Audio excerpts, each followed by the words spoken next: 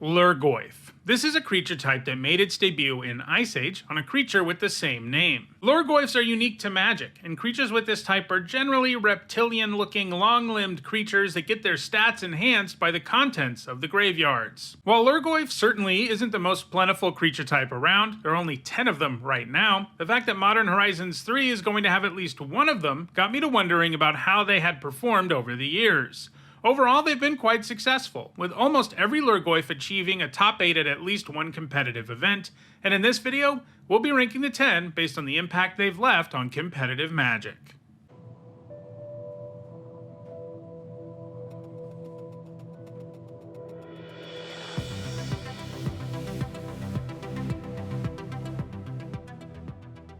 Before we get started, here's a quick reminder on how I score cards in these videos. A first tier top 8 is worth 2 points. This includes events like Pro Tours, and a second tier top 8 is worth 1 point. This includes events like regional championships. Alright, without further ado, let's take a look at Magic's top 10 Lhurgoyfs. At number 10, it's Cantivore. This poor Lhurgoyf is the only one that has never managed to top 8 a significant event, and you can see why. For 1 generic and 2 white, it's a star with vigilance, and it has power and toughness each equal to the number of enchantments in all graveyards. Odyssey Block featured a whole cycle of Lhurgoyfs, all of which have a name that ends in vor, implying that they derive their power from eating certain things, and in the case of Cantivore, it's enchantments. Unfortunately for Cantivore, enchantments aren't the most heavily played card type, and they certainly aren't a type that ends up in the graveyard all the time, so it's pretty hard for Cantivore to ever be efficient. So Cantivore is right because you just can't play this card. It isn't even really a card people tend to play in Commander, even in enchantment decks. It's the worst Lhurgoyf, and it's going to be bumped off the list by a future Lhurgoyf, probably Nethergoyf from Modern Horizons 3. It must be hard being the failure of the family, since every other Lhurgoyf that's ever been printed is far more successful. At number 9, it's Necrogoyf, a Lhurgoyf from Modern Horizons 2. For 3 generic and 2 black, it's a star 4 with power equal to the number of creature cards in all graveyards, and at the beginning of each player's upkeep, that player discards a card. It also has Madness for 1 generic and 2 black, which means if you discard it, you can pay that alternate cost and cast it. This Lhurgoyf is the only one that doesn't have variable toughness, so it's a bit of a weird outlier. It does have variable power, and its discard effect makes sure it's going to grow every turn. If your deck has some other ways to discard stuff, like other Necrogoyfs, casting this disruptive huge creature for 3 mana feels pretty good. When it comes to 60 card formats, Modern Horizons sets are only legal in Modern Legacy and Vintage. It has gained a single point in a Modern Asmarano Martika Dicena Koldakar deck. She likes it when you discard stuff, and the Underworld cookbook she searches up is a discard outlet. Decks featuring the cookbook and Asmarano are definitely a factor in Modern, but Necrogoyf has never caught on as a permanent feature of those decks. This is another one that will inevitably be bumped off the list in the future by a new Lhurgoyf. At number 8, it's Urborg Lhurgoyf, certainly the Lhurgoyf with the hardest to pronounce name. Urborg Lhurgoyf's 1 generic and a green, and its power is equal to the total number of creature cards in your graveyard, and its toughness is equal to that number plus 1. The Goyf can fuel itself too, since it has Kicker for blue and Kicker for black. For each time you kick it, you mill 3 cards. In other words, if you pay 4 total mana, you mill 6 cards, which is likely to result in a formidable Goyf. Unsurprisingly, this Goyf has been played in graveyard-oriented decks. In Standard, it's gained 1 point in 4-color Legends decks, which use Slogurk to abuse lands that go into the graveyard. In Modern, it's been played in Crabvine decks, which like to get Vengevine into the graveyard and bring it back with ease, and can use cards like Hedron Crab to rapidly mill themselves. Meaning the Lhurgoyf can be huge in that deck even when you don't kick it. It doesn't have any points since 2023, but it is in Standard right now, so it could add to its score in the future. At number 7, it's Mortivore. For 2 generic and 2 black, this Lhurgoyf has power and toughness equal to the number of creature cards in all graveyards, and it can regenerate for 1 black mana. Having a huge creature that can regenerate can be pretty sweet, as it's a threat that frequently can't be dealt with permanently, especially in combat. In its first run through Standard, it was played in discard-heavy decks, which could make sure opposing creatures got into the graveyard, helping to fuel Mortivore. It got another run through Standard a few years later as a result of a reprint, and that time around it was a sideboard card used by Rakdos aggro decks, with the plan being to bring it in against graveyard decks like Dredge. Mortivore hasn't gained any points since 2007. At number 6, it's Cognivore. It's the most expensive Lhurgoyf of them all, and it isn't even close. It costs a whopping 6 generic and 2 blue mana, comes with flying, and has power and toughness each equal to the number of instants in all graveyards. I wouldn't blame you for assuming this one is even worse than Cognivore. I mean, 8 mana is kind of insane, right? It's actually pretty interesting that Wizards of the Coast realized this would probably be too good as a control deck win condition if they made it too cheap, but the decks that have used Cognivore over the years don't have any interest in actually paying that 8 mana. Cognivore was a win condition in extended Oath of Druids decks, and it was a perfect win condition there because the Oath lets you reveal cards until you reveal a creature card, and you get to put that creature directly into play. And any cards you revealed on the way to getting the Cognivore into play get put in your graveyard, and most of the cards in the deck are instants, so Cognivore tends to end the game in a single swing after the Oath trigger. Oath decks are still super powerful these days and are one of the best decks in Vintage, but Cognivore isn't used as a win condition there, and it doesn't have any points since 2002. At number 5, it's Magnivore, one of 2 Lhurgoyfs I've played a ton with over the years. For 2 generic and 2 red, it has haste and power and toughness each equal to the number of sorceries in all graveyards.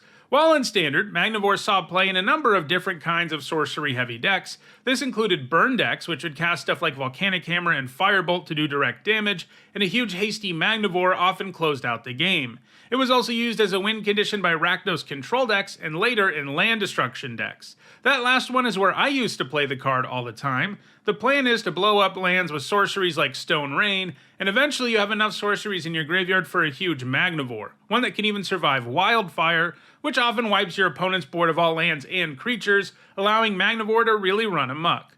Magnivore hasn't gained any points since 2006, though. At number 4, it's the card that started it all, the original Lhurgoyf. For 2 generic and 2 green, it has power equal to the number of creature cards in all graveyards, and its toughness is equal to that number plus 1. Lhurgoyf was heavily played in the mid-1990s, appearing in 2 decks each at Worlds in 1995 and 1996. It was excellent in a wide variety of decks, too. It was not bad if you were an aggro deck, since you would have had creatures die, but if you were a control deck packing Wrath of Gods, dropping Lhurgoyf the turn after you wipe the board of creatures was a pretty formidable play. That said, Lhurgoyf has been outstripped by its descendants, and it hasn't gained a single point since 1996. At number 3, it's Terravor, the other Lhurgoyf on the list I've played a ton, and I usually played it alongside Magnivore in land destruction decks, and that's because for 1 generic and 2 green, its power and toughness are each equal to the number of lands in all graveyards. No decks packing both Magnivore and Terravor ever top-8'd any major events, but Terravor itself found plenty of success. In Extended and Legacy, it was played in dredge decks packing life from the loam, and it could feast on all the lands that deck liked to get into the graveyard. However, like most of the other Lhurgoyfs we've seen so far, Terravor hasn't gained any points in quite some time. At number 2, it's Detritivore. This is another Lhurgoyf who likes blowing up lands, but surprisingly, I haven't played with this one all that much. For 2 generic and a red, it has power and toughness each equal to the number of non-basic lands in your opponent's graveyards. This makes this Lhurgoyf interested in something more narrow than just about any of the others, and it only checks the opponent's graveyard too. But it has one thing going on that makes up for that. It has Suspend. Instead of casting it normally, you can pay X, 3 generic and a red, and when you do that, you exile it with X time counters on it. At the beginning of your upkeep, you remove a time counter, and when the last one is removed, you can cast it without paying its mana cost, and it gains haste. And Detritivore has a special effect when it's suspended. Each time you remove a time counter, you destroy a non-basic land. So this Lhurgoyf can set itself up, and it's also a largely uncounterable source of repeatable land destruction, which is a powerful thing, especially when that land destruction can then turn into a win condition. And while the effect might seem kind of narrow, many decks in many formats pack enough non-basic lands for Detritivore to be relevant. It saw both main deck and sideboard play while in both block and standard. These formats both featured tons of powerful non-basics. Other than the usual dual lands that these formats tend to have, there were also creature lands like Treetop Village and utility lands like Mouth of Ronam. So Detritivore could be especially disruptive, especially if you could ramp into it, which is what most decks using this Lhurgoyf were doing. Like many of the other Lhurgoyfs on the list, it hasn't put up a top 8 in a very long time, and that brings us to our number 1 card, which is probably one of the most predictable number 1s of all time, and that is, of course, Tarmogoyf, who has such a massively high score that I think it's safe to say no other Lhurgoyf will ever catch it. For 1 generic and a green, this Lhurgoyf has power equal to the number of card types among cards in all graveyards, and toughness equal to that number plus 1. Tarmogoyf doesn't have the same ceiling the other Goyfs do. There is a maximum size for Tarmogoyf that's much smaller since it's limited to only card types, but it's also way more efficient and way easier to grow than the others. In most formats, graveyards are easy to rapidly fill, leading to Tarmogoyf often giving you an absolutely massive creature that is capable of dodging a wide swath of removal spells while attacking incredibly hard. It has just recently become an even better card now that the battle type has been introduced, allowing Tarmogoyf's maximum size to go even higher. While it is just a vanilla creature, it's one that scales as the game goes on and is virtually always a threat.